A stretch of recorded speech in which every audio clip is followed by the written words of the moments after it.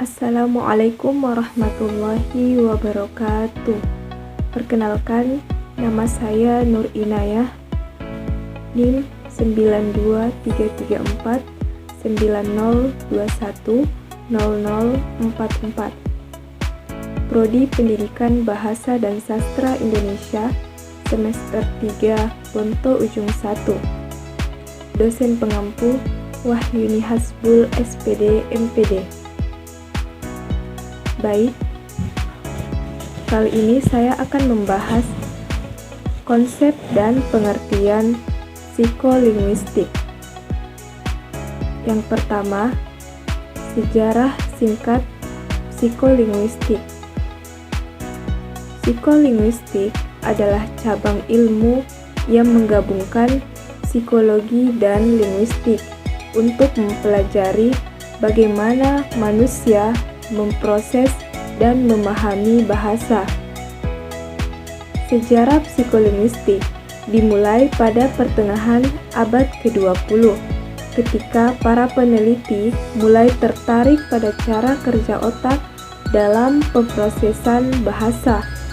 Salah satu tokoh penting dalam perkembangan psikolinguistik adalah Noam Chomsky yang pada tahun 1950-an mengembangkan teori tata bahasa generatif.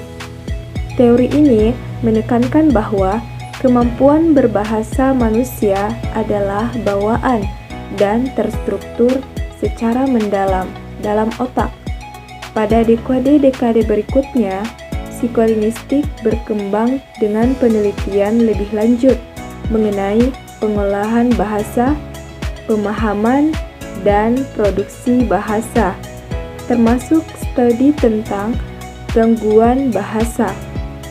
Penelitian modern dalam psikolinguistik sering menggunakan teknologi canggih seperti pencitraan otak untuk memahami lebih lanjut bagaimana bahasa diproses di dalam otak manusia. Selanjutnya, apakah psikolinguistik itu? Psikolinguistik adalah cabang ilmu yang mempelajari hubungan antara proses mental dan bahasa. Secara etimologis, istilah psikolinguistik berasal dari dua kata, yaitu psiko yang berakar dari bahasa Yunani yaitu psyche yang berarti jiwa atau pikiran, dan linguistik yang berasal dari bahasa Latin lingua yang berarti bahasa. Jadi, secara harfiah, psikolinguistik dapat diartikan sebagai studi tentang pikiran dan bahasa. Psikolinguistik mencakup berbagai aspek yang melibatkan bagaimana manusia memahami, memproduksi, dan mengingat bahasa. Ini melibatkan analisis bagaimana otak memproses kata-kata, kalimat, dan teks, serta bagaimana anak-anak belajar berbahasa. Psikolinguistik menggabungkan teori dan metode dari psikologi dan linguistik untuk memahami fenomena seperti persepsi bahasa, produksi bahasa, pembelajaran bahasa, dan gangguan bahasa. Dengan demikian, disiplin ini memberikan wawasan yang mendalam tentang bagaimana bahasa berfungsi dalam konteks kognitif dan sosial. Ruang lingkup dan fokus kajian psikolinguistik. Menurut Gleason and Ratner dalam bukunya tahun 1998 halaman 12-15, psikolinguistik mempunyai 4 topik kajian utama, yaitu 1. Pemerolehan bahasa, mengkaji bagaimana anak-anak memperoleh bahasa ibunya. Yang kedua, bahasa atau pemahaman bahasa, mengkaji bagaimana kita memahami bahasa lisan, tulisan, maupun simbol.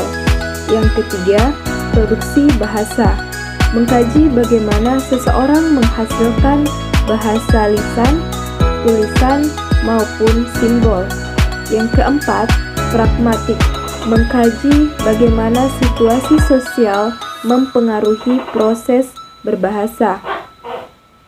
Subdisiplin psikolinguistik.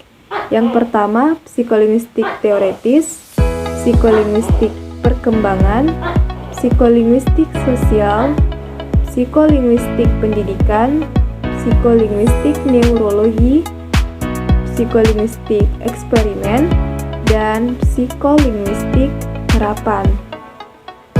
Terakhir, kesimpulan. Psikolinguistik adalah jendela ke dalam pikiran manusia. Ilmu ini mengungkap bagaimana kita sebagai manusia mampu menciptakan, memahami, dan menggunakan bahasa yang begitu kompleks.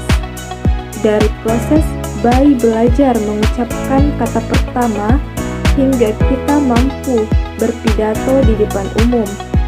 Psikolinguistik memberikan pemahaman yang mendalam tentang mekanisme kognitif di balik setiap kata yang kita ucapkan.